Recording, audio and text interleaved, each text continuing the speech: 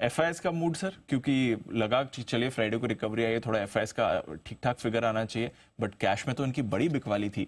जो एक लग रहा था हफ्ते में कि चलिए एटलीस्ट प्रेशर कम हो रहा है, फ्राइडे और थर्सडे दोनों दिन अच्छे खासे सेलिंग करी। दीप क्या है कि बीच में थोड़ा सा 2-3 दिन इन्होंने हाथ रोका था, कम किया था, तो आप 25-200 तक पहुंचे, और जैसे 2 दिन से स्पीड बढ़ी वापस धड़ाम से अपने गिर गए। Yes, तो एक चीज, 2 चीजें इसमें साफ दिख रही। एक, एफआईएस का मुकाबला करने की हमारी ताकत है नहीं, पहली चीज। और दूसरी चीज, एफआईएस ने ये आपको कंफर्मेशन नहीं दी कि मैं नहीं बेचूंगा आगे या कम कर दूंगा। एग्जैक्टली, ये कंफर्मेशन दे नहीं रहे, है ना। तो एफआईएस की बिकवाली का डर अभी तक लगातार है, 15वें दिन लगातार एफआईएस ने बेचा है। एक ही चीज अच्छी हुई है शुक्रवार के डेटा में, 27 सितंबर के बाद जहां से लगातार एफआईएस बेच रहे 15 दिन से, पहली बार दीप ऐसा हुआ है कि इंडेक्स में लॉन्ग पोजीशन बढ़ी है एफआईएस की, पहली बार 27 सितंबर के बाद। करेक्ट, इस सीरीज में भी पहली बार है। 33% से 34% आया है। अब बढ़ने में 1% बढ़ा है। मैं बहुत खुश नहीं हूँ कि कोई बहुत बढ़िया कि मतलब सारे शॉर्ट काट के लॉन्ग कर रहे हैं, वैसा नहीं, लेकिन एटलीस्ट इंडेक्स लॉन्ग पोजीशन में, मतलब इसका मतलब क्लियर कि एफआईएस 30-35% के आसपास इंडेक्स लॉन्ग पोजीशन पे कंफर्टेबल है, उससे कम नहीं करना चाहते।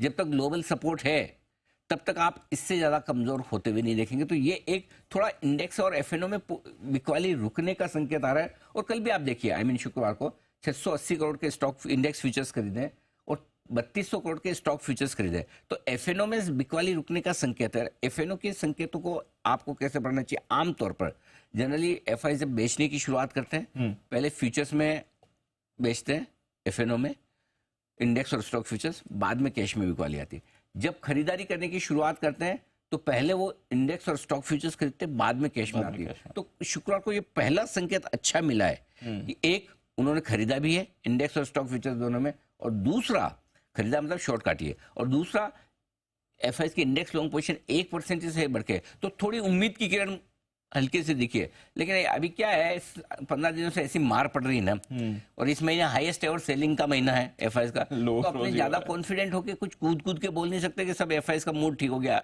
एक दिन में बिगड़ता भी नहीं तो एक दिन में ठीक भी नहीं होता। तो थोड़े डेटा है ना, 1-2 दिन ऐसे स्टेबल आ जाए ना, तो रिकवरी के चांसेस। तो जो आपका सवाल था ना 25,000 के ऊपर कब निकले, ये एफआईएस डिसाइड करेंगे, आप और हम नहीं करेंगे। इनका पहला संकेत फ्राइडे को ठीक मिला है, लेकिन थोड़ा टिके तब मजा आया दीप। तो ये है, घरेलू फंड लगातार मुकाबला कर रहे हैं, अच्छी तरह से कर रहे हैं। जितनी कैश में उनकी बिकवाली है उतना ये खरीद भी रहे हैं दबाकर।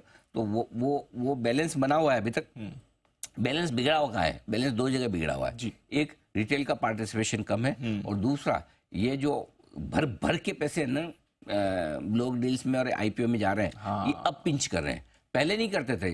पहले क्योंकि पहले लिक्विडिटी बहुत थी और कॉन्फिडेंस बहुत था, चर्निंग हो रही थी, सबको लग रहा था आज लेके कल बेचने में, तो ये लिया वो बेचा, ये लिया वो बेचा। अब क्या, सब जाम होके बैठ गए। करेक्ट सर, लो उसमें बिकता नहीं, और वो बिके नहीं तो ले क्या, सही बात है ना। तो उस चक्कर में सब है ना इंतजार कर रहे हैं, मेरा भाव आएगा तो बेचूंगा तो फिर कुछ और लूंगा। सो अभी क्या है कि रिटेल का पार्टिसिपेशन ग्रेजुअली थोड़ा सा कम हो रहा है एक्टिवली। जो इन्वेस्टमेंट वाली चीजें वो ठीक है, लेकिन जो ट्रेडर वाली जो फ्रेटर्निटी है वो धीरे धीरे पार्टिसिपेशन कम कर रही है, इसलिए शांति से चल रहा है जो है। Alright, got it sir.